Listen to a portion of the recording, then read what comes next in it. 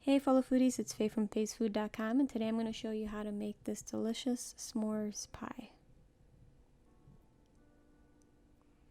So first we're going to focus on the crust, and very simply we just combined all the crust ingredients in a bowl and we give this all a mix until everything's well combined. And you'll know you reached that stage once it looks kind of like wet sand and it clumps together in your hand, like that. Alright, so you might need a little more butter, but so just keep a little bit of butter on hand, of the melted butter, until you reach this stage of it's wet enough to clump together. Alright, so that's our crust.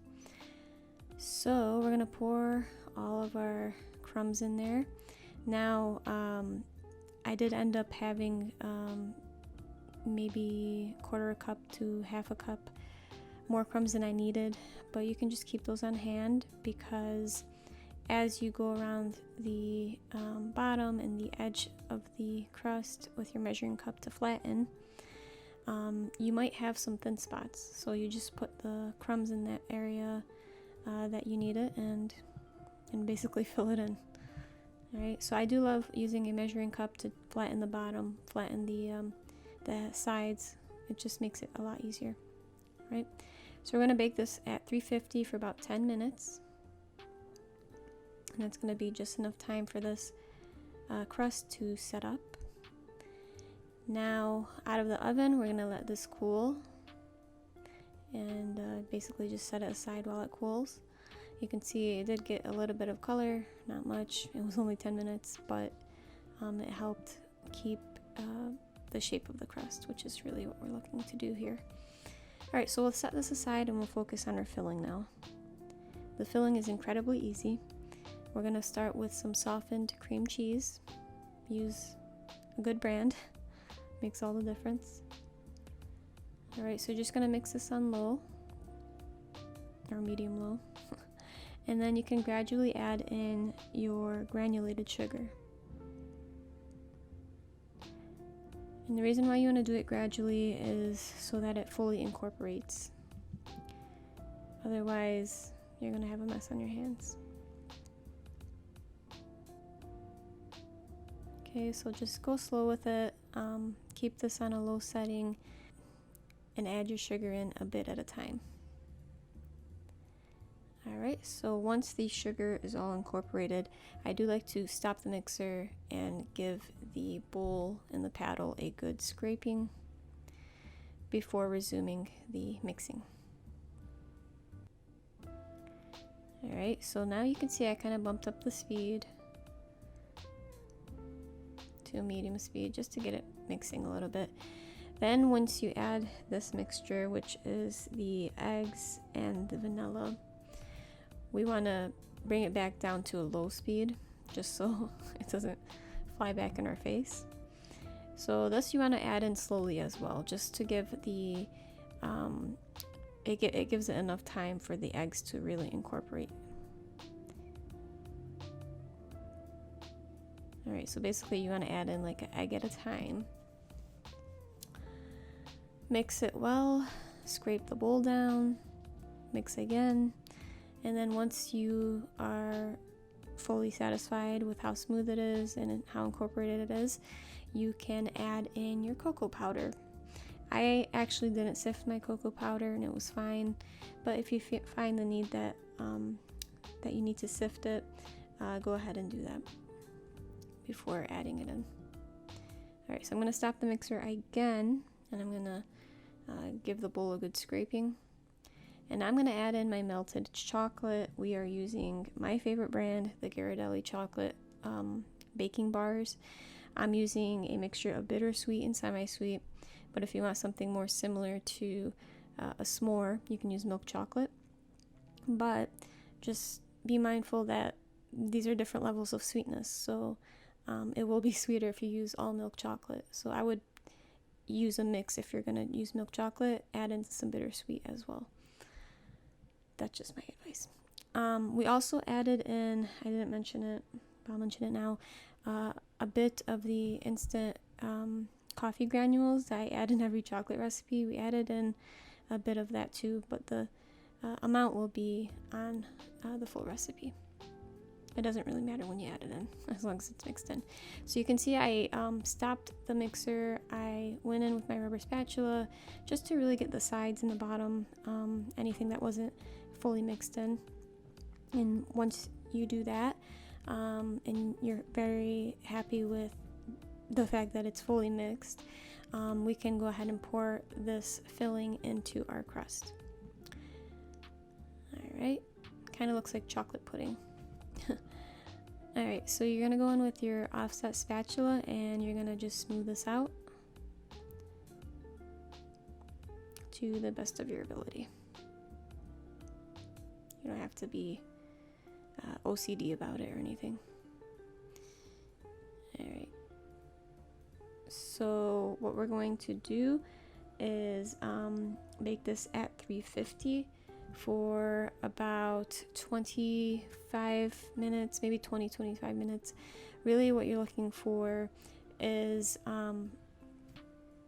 for it to be kind of like a cheesecake. And what I mean by that is when you bake a cheesecake, you want it still jiggly, but kind of firm to the touch.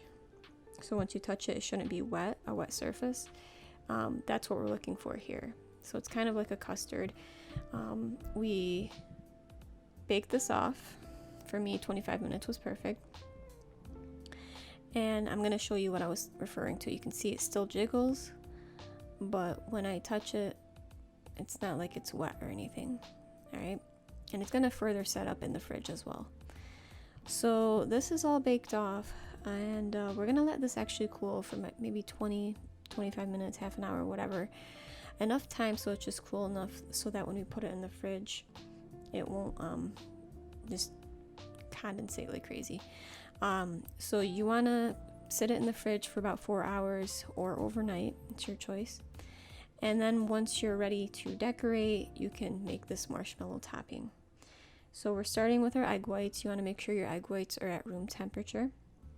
And then we're going to gradually add in the granulated sugar. It is very, very important that you add in the sugar gradually, with a meringue especially, just so that you kind of don't overwhelm it, and so that the granules will actually be mixed properly. All right, we also added in some salt and some vanilla extract, and we beat it until kind of medium peaks, almost stiff peaks. You can see it pretty much holds its shape. This is our pie. You can even call it a tart, I don't know. But this is our pie. I did let it sit overnight just out of convenience. You can see it's well set, which is perfect. And now I'm gonna just spoon this marshmallow topping over the top. And you can pipe it on as well. I just didn't find it necessary.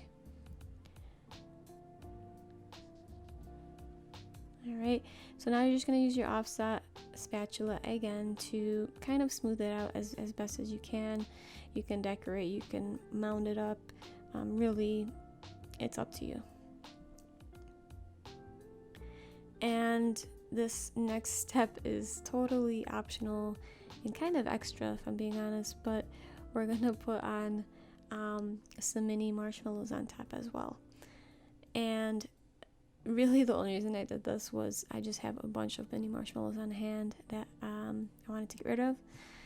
And you know, if we're gonna eat a s'mores pie, it's gonna be full of sugar and all that stuff, you might as well go all out, you know. So you don't eat this kind of thing every day, so you might as well really indulge in it. So I'm packing on some mini marshmallows on top, and like I said, that's totally optional. You don't have to do that. And you can really get creative and decorate this as you please, to be honest. Alright, so now for me, this is the fun part. I'm going to take my blowtorch, and I'm just going to start kind of flaming up the topping and the marshmallows. And what I'm looking to do is just to do this until it's like kind of golden. Some of them can get burnt, that's fine. You can really get them to the color you'd like. If you don't have a blowtorch, what you can do is just broil this for a couple of minutes. Just keep an eye on it. Some ovens are really strong with their broil settings, so as long as you keep an eye on it, it'll be fine. You can see we have our roasted marshmallows, so we're really getting that full s'mores effect. And now we can cut into this. So I'm going to warn you, this is not the easiest thing to cut into because of just the nature of what we made. It's just chocolatey and gooey, and it's just hard to slice, I'm going to be honest. But, I mean, it is what it is. It's a s'mores pie. What do you expect? Alright, so this is our s'mores pie. You can see we have the layers of graham crackers, the chocolate layer, and then the top is all marshmallow goodness. It is indeed a s'more. And, you know, with summer coming to an end, I couldn't have thought of a better way to end it and honor it with a s'more, the all-American summer dessert. So I hope you guys give this a try. The full recipe will be on facefood.com.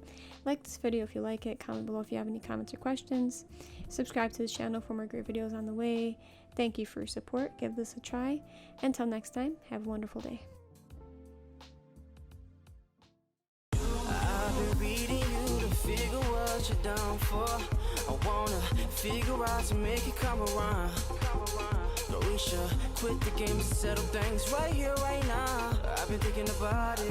I've been thinking about all the things you do. I wanna take you from